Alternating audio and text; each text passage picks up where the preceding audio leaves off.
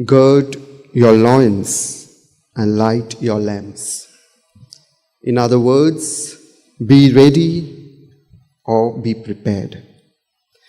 My friends, we all have our own physical checklist of preparation. When we travel by car, we make sure we carry an extra kit in case for emergency, so we are prepared.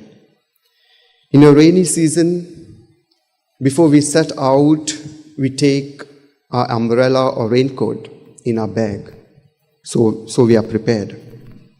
Or before we go to bed, we keep a torch, small torch next to our bed in case if the currents goes off, so we are prepared. And so on. This is our physical checklist of our life, checklist of preparation.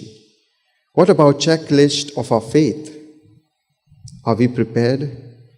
Are we vigilant? Are we alert? And Jesus in today's gospel tells his disciples to be a servant, to be watchful, to be vigilant of the master who's coming late night after the wedding. And who is this master? Who is this Lord who's coming so late night after the wedding? And Jesus himself said, "It is I. It is I who is coming. It is I who's coming to serve you. It is I who chose to be with you, to sit with you, next to you at the table." So are we prepared? Are we prepared to see Jesus, to receive Jesus? And it is precisely today's first reading St. Paul tells us that Jesus came to serve and not to be served. So again, are we prepared to meet Jesus? And Jesus has given us the gift. He has given us the first gift, and that gift is identity, that we belong to him. He has given us the citizenship, he has given the membership, that we belong to him, to his body. And without Christ, we have no identity, thanks to Jesus. And so we belong to him, so we need to be like him.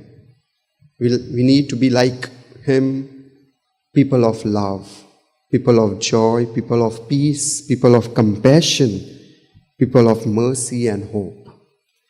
And when we fail to become people of hope, love, joy, compassion, we fail to be like Jesus. There is a wall that is dividing us. And it is Jesus who helps us to break that wall. It is Jesus who helps us to knock that wall, the wall of our own hatred, the wall of ego, pride, so that we may become people of joy, peace, compassion, and love.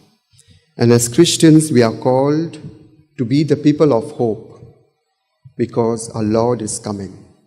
We don't know what time is coming, we don't know when he's coming, but he's coming.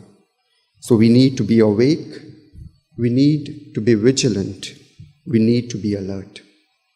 And so it is important to ask ourselves, am I vigilant to meet our Lord?